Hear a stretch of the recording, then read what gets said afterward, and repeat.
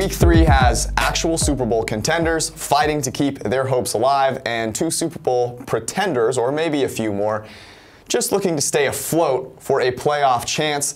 2 of those games in our top 5 picks of the week. You can find all of our picks at PFF Greenline, which comes with a PFF Elite subscription. And of course, our article with our 5 best bets of the week is up on ProFootballFocus.com. Of course, if you have that, you need mybookie.ag to make all of that good information, put it to good use.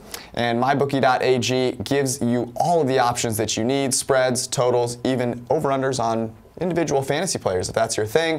MyBookie.ag, promo code PFF to get a dollar-for-dollar match on your first deposit. PFF plus MyBookie.ag. You play, you win, you get paid. All right, let's start with the first game, which actually has Super Bowl contenders in it, and that's the Saints and the Falcons. Now, everyone, I think, looks at this and says, man, I like the Saints here. And in fact, we've seen, depending on where you look, a huge majority of the money and the bets on the Saints. So, with that being said, let's go ahead and take a look at Saints-Falcons here on PFF Greenline. And what you'll see, first thing obviously, is where our pick is, if we have one. The market is at -3 right now. Falcons a 3-point favorite, and we think that's a little short.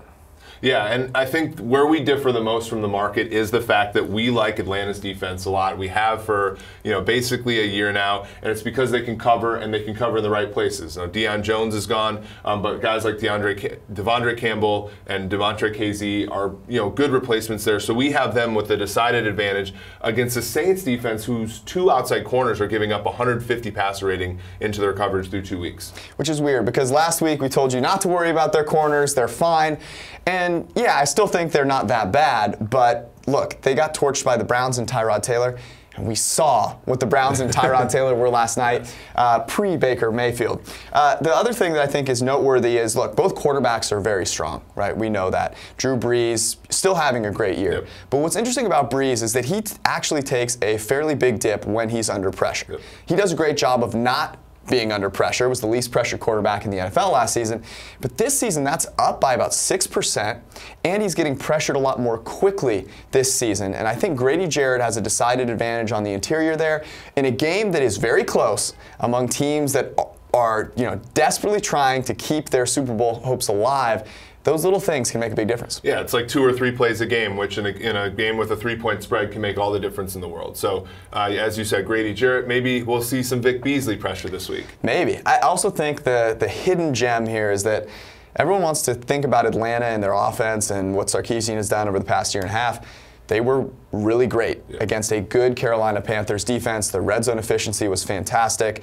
If they can keep that up, I think the 3 points, even though it seems daunting with 2 fairly evenly matched teams, won't be a problem. Yeah, I think their offensive play calling improved as the season went on last season. So maybe you think of week 1 as merely a blip as opposed to a trend back to where they struggled at the beginning of 2017. Dan Quinn, new leaf. You heard it here first. All right, let's go ahead and take a look at another game here. If you want to go ahead and click on Giants-Houston. So, 2 teams that had far too many bets placed on them to win the Super Bowl this season have come out of the gates blazing to 0-2 starts.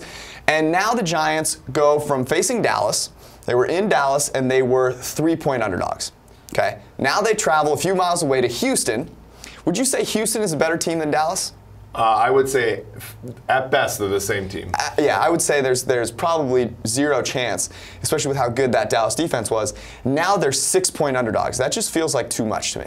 Yeah, and I think it's about the matchups here. So the Giants are really good on the outside with Odell Beckham Jr. The Texans have had injuries at outside corner. They weren't good there to begin with, right? So one of the reasons that the Giants struggled so much in Dallas is they weren't able to get the ball to the outside to Beckham. They were looking at underneath plays to Barkley. I don't think that's an issue this week, and I think that matchup, we see the 2 receivers, Hopkins and Beckham. I think Beckham's probably favored in that matchup, on a neutral site. 2 things.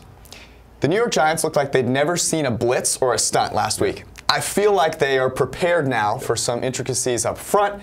And then the thing that you mentioned is if they don't throw the ball 20 times to Odell Beckham this week, there is a problem. The cornerbacks for Houston are combined allowing a 140-plus passer rating on targets into their coverage this season. You got to throw it to Odell past the line of scrimmage as opposed to Saquon behind the line of scrimmage. That should be your last option, and I think that makes this game a close game, right? I think Watson and Hopkins probably have success, but 6 points is just way too much for a team that they have they've done what we thought they would, which is underperform all the expectations. Deshaun Watson, his incredible touchdown rate last season, it just wasn't sustainable. Yeah, so Watson has twice as many turnover-worthy plays as he does big-time throws so far this season. He has produced a decent amount of positively graded throws, but he simply has not been that high variance chunk player that he was last season. And I think one of the things that the Giants have not done in the first 2 weeks is create turnovers. I think Watson gives them a chance here, and to get to 19 points here, all you need is 1 or 2 chances to flip the field via a turnover, and Watson has been more than capable of doing that through a season plus. Falcons cover as favorites. Giants cover as underdogs. We've got 3 more picks up on our column at ProFootballFocus.com. I'll tell you, one of them has a much bigger spread than either of these two, and the pick isn't on the spread. So go check that out. And of course, head to mybookie.ag to get all of those bets in before Sunday comes around. And if you're into college, by the way, college starts tomorrow, a little bit tonight. So go ahead and check out our video on our college pick of the week as well. We'll see you guys on Monday.